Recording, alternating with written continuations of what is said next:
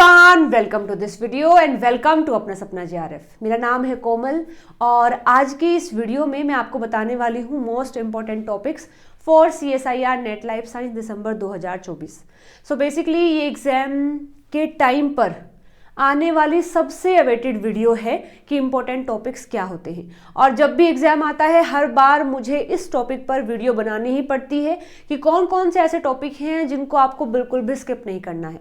लेकिन फिलहाल ये जो वीडियो बना रही हूँ इसका मोटिव ये है कि जो भी टॉपिक्स मैं आपको दिखाने वाली हूँ, यदि आपने वो अपनी तैयारी के दौरान पढ़े हैं तो अब आपको उन्हें रिवाइज करना बिल्कुल भी नहीं भूलना है। और यदि उनमें से कोई टॉपिक ऐसा है कि आप नहीं कर पाए हैं, इन केस हो जाता है कई बार भूल जाते हैं, तो अभी भी आपके पास समय है, आप उन टॉपिक्स को पढ़ सकते हैं यदि आपके छूट गए हैं। तो यही मोटिव है इस वीडियो का और ये टॉपिक्स बताने का। चलिए फिर वीडियो को शुरू करते हैं। आज हम बात करेंगे जो मोस्ट इंपॉर्टेंट टॉपिक्स हैं for CSIR net life science December 2024। तो ये पूरा लिस्ट मैंने प्रोवाइड कर दिया है आपको। ये सबसे पहले जो 4 टॉपिक है ये यूनिट नंबर 1 के हैं, आपके बायोकेमिस्ट्री के हैं।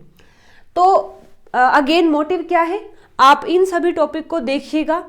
यदि आपने सारे किए हुए हैं तो अभी से ही आप इनका रिवीजन और रिकॉलिंग शुरू कर दीजिए, क्योंकि ये ऐसे टॉपिक है जिनसे हर बार क्वेश्चन आते हैं।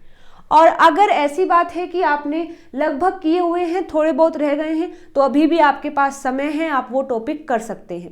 ठीक है। सो बेसिकली देखिए, protein structure, enzymes, biomolecules and metabolism और respiration, these are the 4 topics from the unit number 1 biochemistry, जो आपको बिल्कुल भी नहीं स्किप करने हैं, पढ़ने ही पढ़ने हैं। और अगर आपने पढ़ रखे हैं तो अभी से ही आप उनका रिवीजन शुरू कर रहे हैं। ठीक है। दूसरा है cell cycle and regulation, line and sign और प्लाज्मा मेम्ब्रेन, ये यूनिट नंबर 2 से है।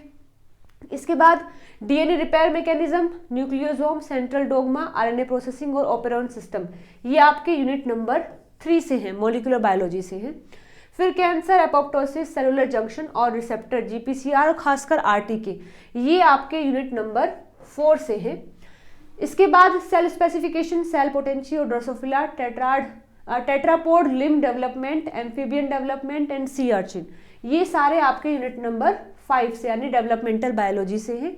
इसके बाद प्लांट हार्मोन्स जितने भी हम पढ़ते हैं सारे, ABC model, C2, C3, C4 cycle और सेंसरी फोटोबायोलॉजी, ये आपके यूनिट नंबर 6 यानी प्लांट फिजियो से हैं। इसके बाद endocrinology, structure and function of nephron और कार्डियोवास्कुलर, ये 3 टॉपिक आए हैं आपके यूनिट नंबर 7 यानी एनिमल फिजियोलॉजी से। इसके बाद mutation and deletion, recombination, pedigree analysis, gene mapping and epistasis, ये सारे टॉपिक जो हैं आए हैं यूनिट नंबर 8 यानी जेनेटिक्स से। इसके बाद population interaction, population and community ecology, ये आए हैं यूनिट नंबर 10 इकोलॉजी से। इसके बाद इवोल्यूशन की theories, speciation, geological time scale और जेनेटिक ड्रिफ्ट, ये सारे क्वेश्चन टॉपिक्स हैं यूनिट नंबर 11 यानी इवोल्यूशन से।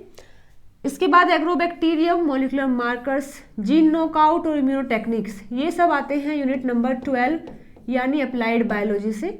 और microscopy, chromatography, statistical methods and spectroscopy, ये सब आते हैं यूनिट नंबर 13 यानी कि मेथड्स इन बायोलॉजी से।